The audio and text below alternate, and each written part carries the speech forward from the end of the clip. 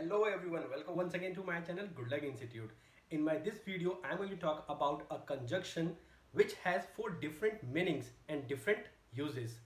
Already I have made a video about all the important conjunctions. If you have not watched that video, so the link is given in description. Click on the link below and watch that all important conjunctions video.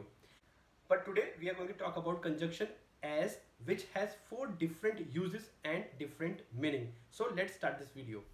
Welcome to our channel Goodluck Institute. Subscribe our channel and hit the bell icon.